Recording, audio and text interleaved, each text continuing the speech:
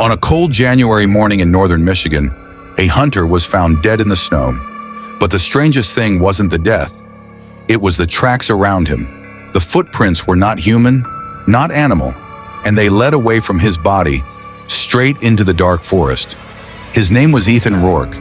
He was found without a head, and the only clue left behind was the trail of a creature that shouldn't exist. Tonight, we dive into the mystery of the headless hunter and the half-man, half-dog footprints that remain unexplained. Ethan Rourke was a man who lived in the woods. He wasn't just a hunter, he was a survivalist, a man who knew how to live off the land. He grew up in a small Michigan town where winters were long and unforgiving. Everyone knew Ethan. He was reliable, quiet, strong. People trusted him because he was the kind of man who never panicked. He had survived blizzards, bear encounters, and dangerous winter storms. He was the last person anyone expected to disappear. But in the weeks before his death, Ethan began acting strangely. His friends said he was jumpy. He kept checking the woods at night. He told them he heard something moving through the trees, something that sounded like a person, but also like an animal. He said he found tracks that didn't belong to anything he knew. And then he started talking about the old legends, the legends of the dog man. On the night Ethan disappeared, he left his cabin just before sunset. He told his neighbor he was going to check a new hunting trail he'd found. He said he'd be back by morning, but he never returned. When he didn't come back the next day, his family grew worried. Ethan wasn't the kind of man who would simply vanish. They called the sheriff. A search party was formed. They searched the woods for hours using snowmobiles and flashlights. The snow was deep, the forest was dense, and the wind was fierce. But there was no sign of Ethan until the third day. A search team found him in a clearing. He was lying face down in the snow. His body was cold, stiff, and he was missing his head. There was no blood, no sign of a struggle, no broken branches or dragged marks. It looked like he had simply stopped. The search team stood in silence, shocked and confused. How could a man be found without his head in the middle of a snowy forest, with no evidence of what happened? Then they noticed the tracks, 2 sets of footprints. One set was clearly human, boots, deep and heavy.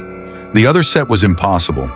It looked like a paw, but the toes were spread like fingers. The shape was half human, half animal. It was a footprint no one could identify. And the tracks led away from Ethan's body into the woods. The sheriff called in experts to examine the tracks. They took photos, measurements, and casts of the prints. They compared them to animal tracks, human footprints, and even bear prints. Nothing matched. The shape was too strange. The heel was like a paw. The toes were spaced like fingers. The size was enormous, larger than any human foot. It was as if someone had taken a human footprint and combined it with an animal paw. And the prints were too deep for a normal creature. It was heavy, strong.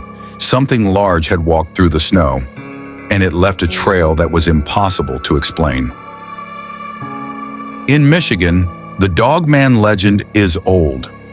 Locals have whispered about it for decades, a creature that walks like a man but hunts like a wolf. Some say it's a cursed man, others say it's a spirit protecting the forest. Many dismissed it as a myth until Ethan's body was found. The legend says the dogman appears when someone enters the forest with bad intentions. It appears when the balance of nature is broken. And Ethan, according to some, had crossed a line. He had found something in the woods that wasn't meant to be found. After the body was found, a neighbor came forward. He said he saw a figure in the tree line the night Ethan disappeared. A tall, dark silhouette, a hunched shape, 2 glowing eyes. The neighbor said the creature stood motionless for minutes, watching Ethan's cabin. Then it vanished into the woods. He said he felt fear like he had never felt before, like the creature was not just watching, but judging. The sheriff didn't believe him at first, but when the neighbor described the footprints, the sheriff grew quiet, because the description matched the prints found at the scene. The sheriff ordered a full search of the forest. They went deeper than they had before. They searched every possible trail, but they found nothing. No creature, no evidence, no trace, only the footprints, which vanished suddenly as if the snow had swallowed them. It was as if the creature simply stepped into another world. The search party returned to the clearing. They stood where Ethan's body had been found. The snow was untouched, and the forest was silent. A week later, Ethan's phone was recovered near the body. The audio files were damaged, but one file was still readable. It was Ethan's voice. He was whispering, "I found it. I found the place. It's real. I shouldn't have come here." Then the audio stopped. The last words were chilling. "It's watching me. I can't leave. I can't." The phone cut off. Ethan's family was devastated, but the mystery deepened. What place was Ethan talking about? What did he find? And who or what was watching him?